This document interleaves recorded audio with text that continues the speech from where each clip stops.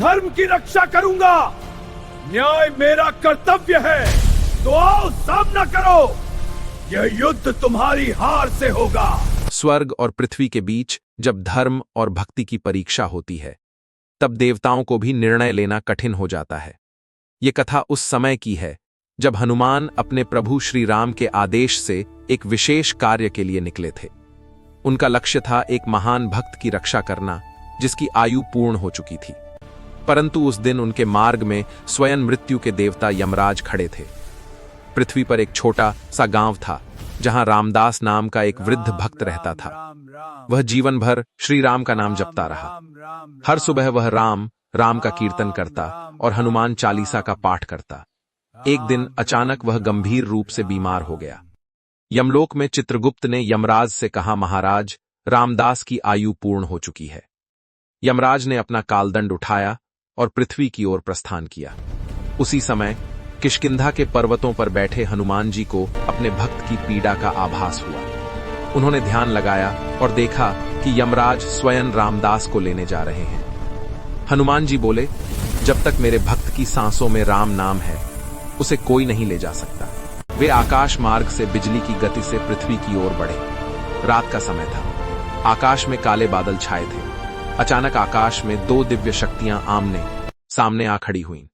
यमराज ने अपने भैंसे पर बैठकर कहा, पवन पुत्र, हट जाओ, ये धर्म का कार्य है, उसकी आयु समाप्त हो चुकी है।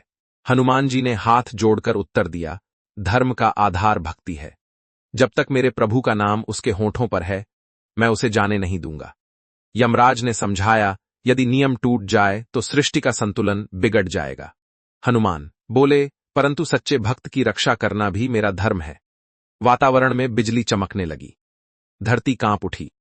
देवता भी यह दृश्य देखने लगे। यमराज ने अपना पाश फेंका, जो सीधा रामदास की ओर बढ़ा। तभी हनुमान जी ने अपनी गदा से उस पाश को रोक लिया। आकाश में गूंज उठा, जय श्री राम। यमराज ने कालदंड उठाया, पर हनुमान ने अपना विराट रूप धारण कर लिया। उनका शरीर पर्वत समान विशाल हो गया। जब स्थिति गंभीर हो गई, तब आकाश से दिव्य प्रकाश प्रकट हुआ।